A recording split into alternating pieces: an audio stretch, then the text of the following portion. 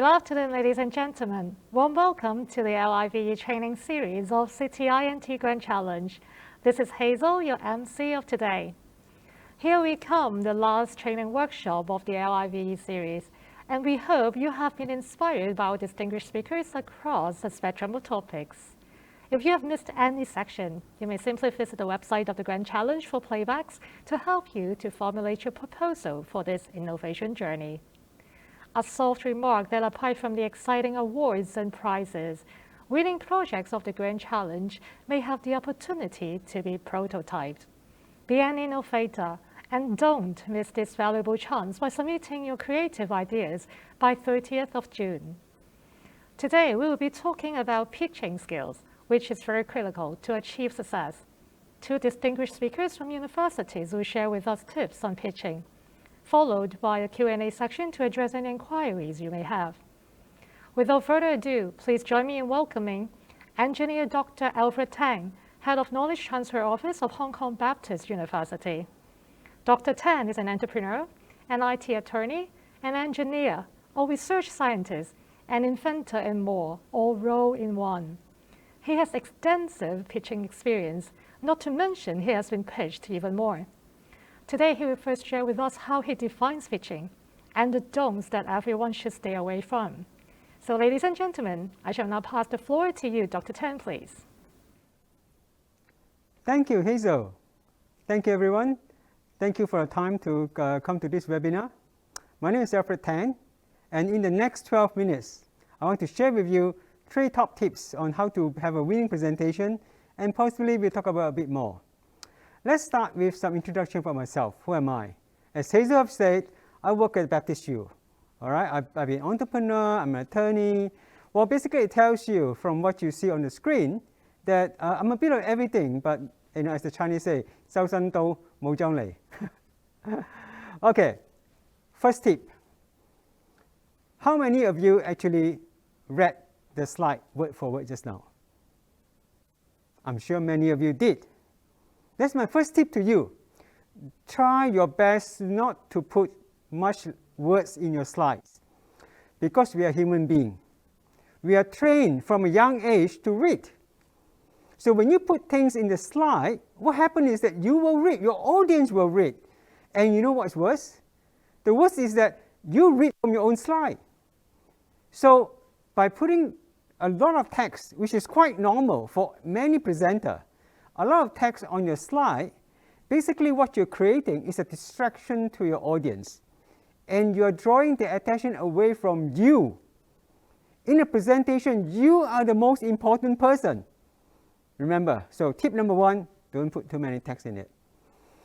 Now, as Hazel have mentioned, I have my trials just now, in experiences trying to do presentation. I was lucky to be the winner for the Hong Kong Science Park elevator pitch in 2017. And I want to share with you now what not to do based on what I have done. Now, can we go for the clip, please? Photonics. Do you know who won the World Invention Award last year? Let me introduce you our product, Sapphire on any surface. Our company, Cathay Photonics, have perfected, and we have 14 patents filed, 3 of them granted, 2 US patent, 1 Taiwan patent, on how to coat sapphire on any surfaces. Okay, and we already have 3 licenses, scratch resistant, but retaining scratch resistant, but retaining the flexibility of the device. Okay, of the material. We already got 3 contract agreement with customer to produce for devices and for application. Another good application that we can do, we can put this on AR coating, which is using for lenses. Now, if you look at this kind of cameras, you need a protector because they are bulging, and they got an AR coating that's very soft. We are the only one that can make a sapphire coating on any AR coating. So they make the hardest camera on earth. Okay, and we already have a company called Union Lens listed in Shenzhen, in the stock exchange, and they're willing to work with us to produce their camera. We're looking for Series A funding. You sell IP or you sell? We sell IP. We sell licensing. We're going to do a small production line, also manufacture our own products. Okay, we also do service to help our customer to manufacture their own. So what is your revenue like this year? We are pre-revenue at the moment. We got 1.3 million already funding at any investor. I'd like you to put on the stage. I'll tell you more. Okay, thank you.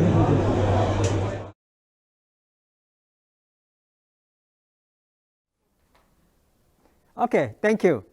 Now, as I say, that was the 1 minute that I pitched in the elevator from ground floor to 100th floor in ICC in end of, I think around November 2017. And in that pitch, I was able to be a bit better, only a bit honestly, than, I believe there was 400 participants. And we were actually, I was lucky to be one of the final 10 based on that presentation. Now, I want to use that presentation to share with you what not to do. Don't do the things that I've done. Okay? You know why? Let me tell you a secret. And I'm very open here because I'm in Science Park. This is something that they do not know. So let's keep it between you and I, right? Okay. First of all, I didn't present my prepared speech. You see those people sitting there in front of you now in that slide? I was exactly like that, waiting for my turn to go into the lift. And guess what? Science Park come along and say, oh, by the way, all of you, this is your marking scheme. These are the 4 items you need to cover in your 1 minute presentation. I look at the item and say, oh, I didn't talk about this. I don't prepare things that is on the list. So at that last minute before walking into that lift, as you saw me just now, I forgot my presentation. I totally threw up my presentation. And what I've done is that what I always call myself the verbal diarrhea. Okay, I just went into the lift and told those 2 fine gentlemen, two fine judges, what is on their marking slip, what they need to know. So my most important message to you throughout this presentation is always do 3 things. Prepare, prepare, prepare. Prepare number 1 in that presentation. Prepare to give up your talk. Prepare that you know your information so well, you can regurgitate it just like what I did. I was lucky when I go in there, I remember that I need to let the judge ask questions. I remember that I brought some device on myself to pass it to them, engage them not just verbally and visually, but also physically. Because we are human beings, I need to engage the whole sensory. And one more preparation. Again, another secret I need to tell science. I need to own up now. I hope they don't take away the money I got. By the way, we got over 100 million Hong Kong dollar. All right, so too late, Science Park, you're not getting the money back. Well, the final prepare is this. I've been on that lift a few times before this presentation. So I know the feeling. I know the ear pop. So I was prepared to help the judge to concentrate on my presentation by helping them to do the marking and try to let them have less painful experience from the air pressure. I need to go in there for 1 minute. They need to stay in there for 10 minutes because they need to see 10 teams. So again, you see, prepared, prepared, prepared. All right. Remember, all of us, you, me, the judge, everybody are human. When somebody stops and listens to you, you at most have 30 seconds of their full attention. So when you do a presentation, what you should do, always remember, don't start like a jumbo jet. Start like a fighter jet on an aircraft carrier. Straight go to the point, okay? So make use of that first 30 seconds.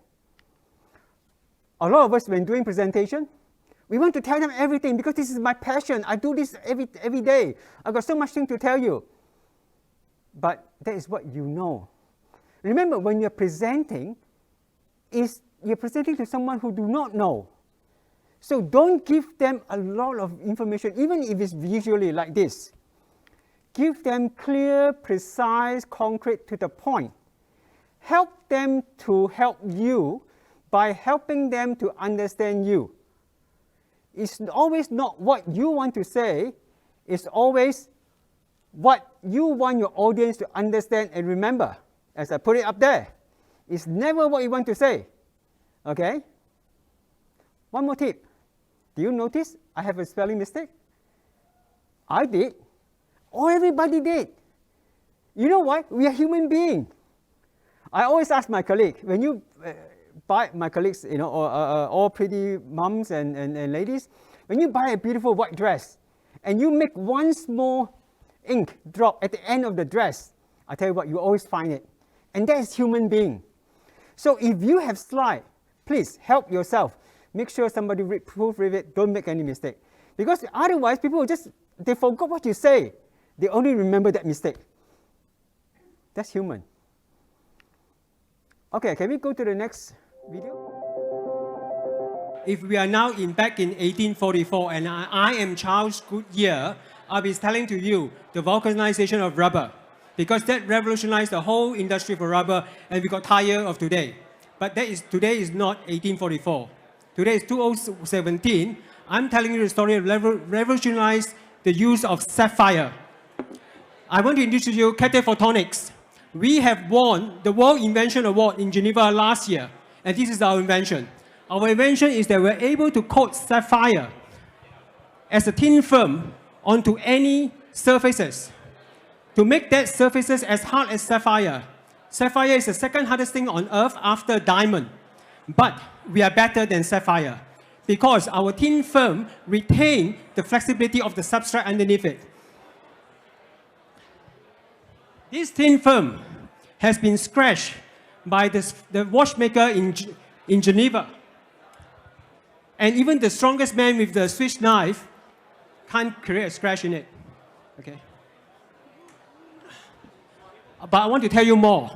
I want to tell you one of our killer applications, because this can be applied to many surfaces, and we have 14 patents filed. 3 of them has been granted. The one granted is in Taiwan and in US. We have patents filed in PCT, in Korea, in Japan, and in European Union. This is one of our applications, Sapphire AR. We have able to put the sapphire onto ethnic reflective coating. By the way, we use current industrial machines. No new investment machine is required. We do it in room temperature, so we can even coat on plastic.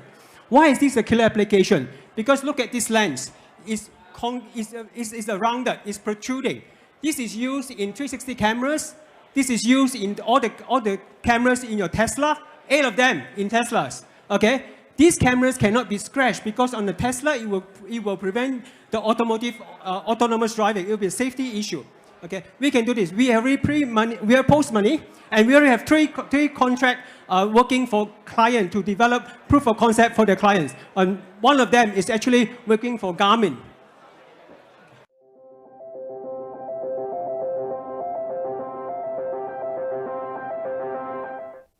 Okay, thank you.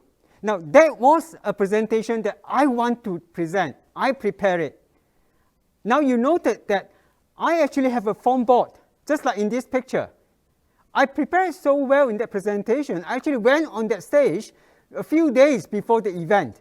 I know that the science part does not allow us to use slide. So, even though I know that I may not win, I brought a prop so that the furthest audience can see what I'm telling them. That's preparation. Do you see in that prop behind there I show Tesla? Why Tesla? Because I actually went and understood all the judges' background. They were in the presentation. Half of them are engineers. Another half are accountants. All of them are successful. Most of them have Tesla. So I told them with the story about Tesla, about safety, because this is something they care. That's preparation. Okay? So on that note, as I promised to you, in the last 12 minutes, less than that, I prepared my presentation. But one last message I want to pass to you. I told you I used 12 minutes. I kept my promise because I respect you. When you're doing presentation, you're communicating with another human being. Respect, respect, respect is everything. You have their time. You take their attention. You help them to understand your message. You promise how long you take the time, you kept your promise. That's how I hope you can communicate in your presentation. And on that note, thank you. Thank you, Hazel. Thank you very much, Dr. Tang, for your very interesting yet inspiring sharing.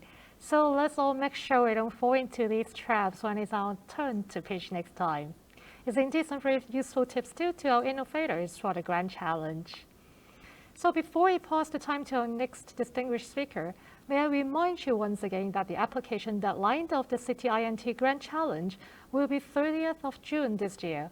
So do grasp the last 2 weeks to submit your proposals. Now it's time to welcome our second speaker, Mr. Lawrence Tang, Senior Manager, Identron of Hong Kong U Innovation and Entrepreneurship Hub. Lawrence runs various interdisciplinary programs to help young people realize ideas and create impact. Today, he will share with us on how to excel in your pitch with real examples. So, over to you, please, Lawrence. Good afternoon, everyone. I'm Lawrence Tang, the Senior Manager of HKU Identron, the Innovation Entrepreneurship Hub. And thank you, Alfred, for the great presentation. And for my part, I'm going to use two formats of pitching, the elevator pitch or a more formal pitching on different events, say demo day, or you're sending a pitch deck to the investor. So to start with, like, why do we have to pitch? I think the purpose of pitching, the fundamental purpose of pitching, is to create foundation of curiosity. Basically, you're creating the opportunity for the next dialogue and conversation with the audience. They could be investor, business partners, or even your potential co-founders. When you pitch, you're not just looking for investment. Somehow you're looking for business partnership, or you're recruiting a very high quality person to be your co-founding teams. So audience, the usual audience, usually they are investors or some judges of different competitions. These people, usually they read over 100 pitch decks every week. Even for myself, I work in the universities. I read applications, pitch decks every day for different funding programs or competitions. So the role for every presenter or for the founder who are pitching their ideas is to, first one, to be to remember to be empathetic. Empathy is one of the core. So you are helping me to focus, to grab my attention when I already listened to 50 pitching already, and also help me to understand what you are doing, what is your passion, and what is the impact of your idea. Second, to be concise. Help me to make my time efficient. I already sit here and spend like 3 minutes or 30 seconds when we meet in the elevator to listen to your pitch. You please help me to make my time efficient so I don't waste my time. When I listen to your pitch, if I don't understand and I go online to research what is the technology behind it's about, or I go to your website and scroll and I still don't understand, I ask my senior or my colleagues in the university, what is this about? Then you're wasting or you're spending my time on your pitch. And as a founder, it is really important to be concise. It's not just about pitching, but you know what is the core message, the core things. What is your priority when you're making judgment? This also implies how do you run your business when you are facing difficult situation. How do you make your decision? If you cannot be concise in a pitch, you cannot be decisive in important decision. So start with an elevator pitch, which Alfred also shared with us in the previous session. Say you only have 30 seconds or 20 seconds if you're in a high-speed elevator. Basically, you should cover only three things to create a curiosity. First one, like, what are you making? That means your product, your solution, or your service. Who are you selling to? The customer or the user paying for that product? And the third one is, what is the problem? Or put it another way, what is your value? Or what is unmet need you are targeting? So target for 3 nouns or 3 phrases. Structure. Try to start with this when you're talking with people or investors, like we offer a solution which solves a problem for the customer, for someone. For example, say Airbnb, we offer an online marketplace for the customer, who are the travelers, to the problem, or this one is unmet needs, to book rooms from locals instead of hotels. So this can create curiosity for the audience, that they will ask, like, oh, who are the locals? How do you find these rooms from the locals? And how does the online marketplace work? What are the incentives for the locals to give out their rooms for the renting by the travelers. So this is a way to create curiosity for the follow-up questions and dialogue. For the elevator pitch, it is important to create the context that this is a good idea for investment. At least I should follow up on it. So some of the matrix or criteria that you should consider to craft your message is that you are solving an important problem which is understandable, and this problem has a high possibility, potential, and also momentum. And ultimately, you have to convince the audience that it will be a pretty good investment in terms of time. Maybe you're recruiting them to be your mentor or advisor, or good investment of network, so they can refer their good friends or their investors to you so you can raise fund, or is a good investment of money. So apart from elevator pitch, there are other occasions for pitching. Say, how about a longer pitching session on a demo day? You got 3 or 5 minutes, or a usual pitch deck that to be sent to investors around the world. So for this kind of pitching, what should be on your pitch deck? So let us listen to what the VC or the investor said. So according to some of the famous investors, so when they looking at the pitch deck, you can see that all of them want that the problem should be included in your desk at pitch deck. Solution should be included. These investors include 500 startups, Sequoia Capital. These are also well-renowned investors and VCs. You should include your business model, founding team, fundraising. So I categorize 5 sort of must-have items for your presentation in a more lengthy pitching, or to be included in your email pitch deck. So for problem, you can describe your problem, the pain points. Try to be empathetic, because people might not go through what you went through. So you should present your pain point in a way that people can understand and can feel it. And also you can illustrate that with the trend in the market. The second must-have item is a solution. What kind of service technology you're offering? What is the impact and the value you're creating? The third one is market size. How many users you're targeting? Who are the target customers? Who are paying for your product and solutions? Who are the competitors out there when you're doing your competitor analysis? Fourth one, business. The revenue model or the business model. How do you make money? And any milestone or timeline? Any initial funding or investment? Also, how do you going to use your funding if you're pitching for investors? And the last one is a team, the founding team. Like, do you have any founder unfair advantage that say you are the best person in Hong Kong or in Asia to solve this problem? So you are the only one can execute this solution or product. Who are your advisors in your team right now? So these are some of the key areas to be included when you are doing a more comprehensive pitching, if you have time. So how about other components? Because when we look in this list, there are some other components, say market validation, tractions, use of funding. These are also must-have items for some of the VCs. So these market validation, traction, use of funding are important too. So you should prepare, like what Alfred said, you should already have the answer for all these questions. You can include that after your pitch deck, so you can get prepared when the judges or investors ask you in the Q&A sessions.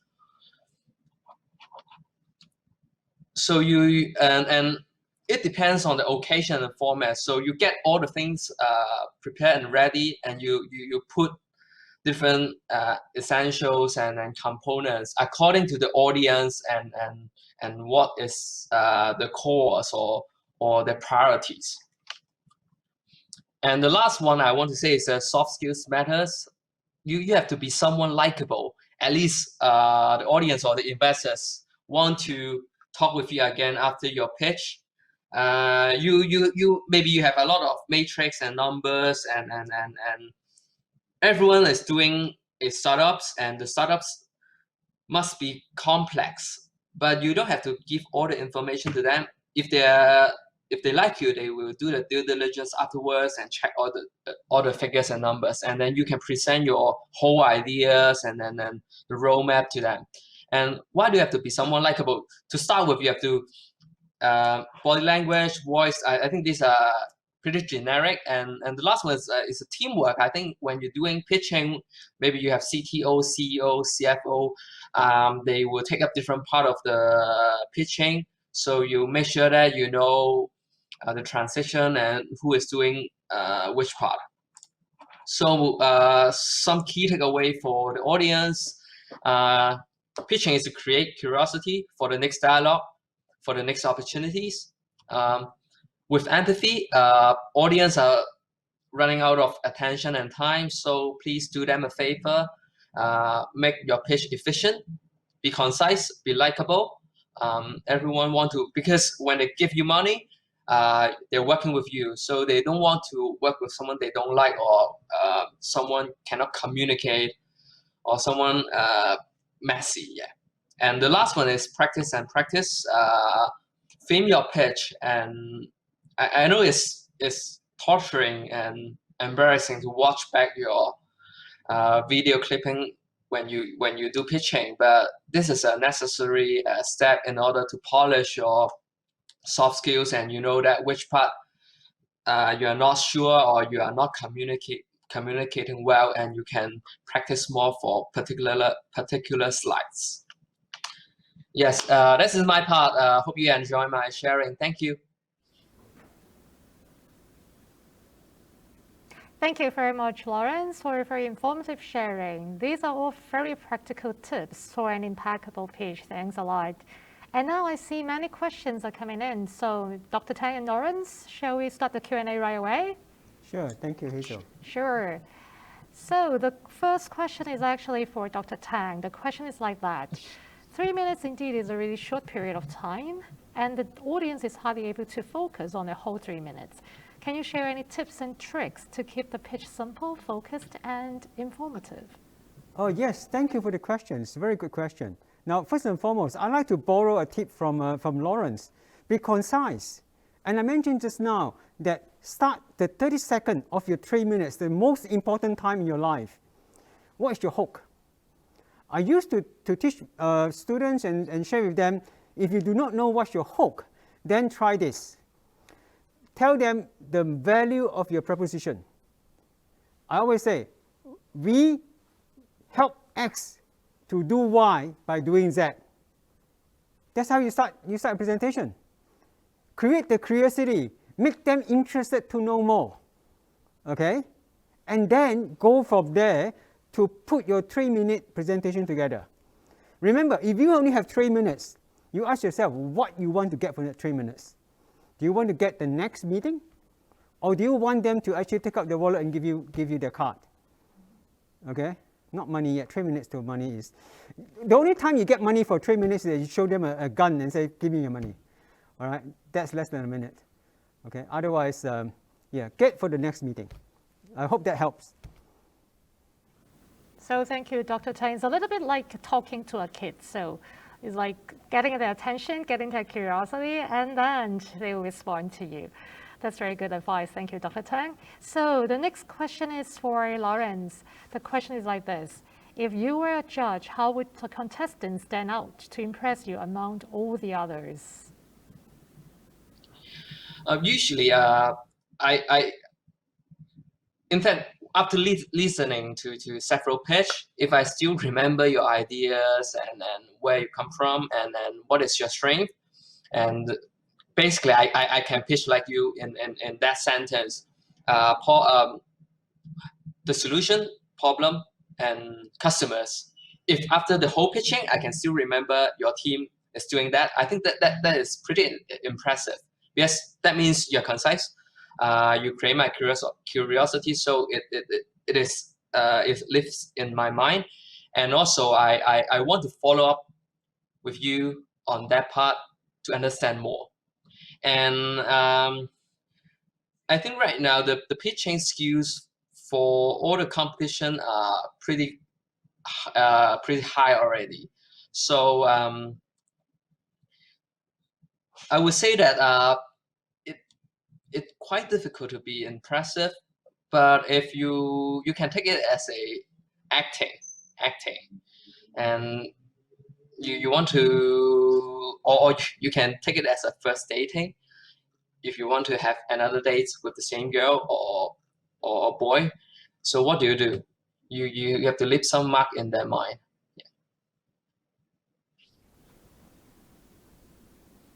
Thank you, Lawrence. That's a very good analogy. So next question is back to Dr. Tang. The question is, do you think asking questions or instant feedback to the panel at a pitch is a good idea? If I observe the judges frowned, oh my God, should I continue my idea or twist a little bit immediately? What do you think, Dr. Tang? Well, thank you, Hazel. I would answer this question. This is actually the two questions, okay? The first question is very subjective and very situational. Why? Let me put that question in a context for you to consider. If you are a boy, you're asking a girl out for a date. If the girl asks you, can I have your phone number? Do you want to stop and give her the phone number, or you want to continue to tell her what you're going to take her to the date for? Of course you want to give her the phone number. So it depends on the question, isn't it? If the question is going to, answering the question going to help your presentation, why not do it? That's my first answer. Second part of the answer, if you see your audience start to wonder, frown, feel unhappy, let me give you a tip. Stop. In presentation, we have 3 P's. Your pitch, your pause, okay, and your presentation. Pause is very important because pause creates a suspense. And your audience might say, huh, all right, what he's trying to say. So always very situational. If you see your audience are moving away, okay, or disagreeing a point that you're making, try not to press it. A simple 30-second pause actually can win you $1 million.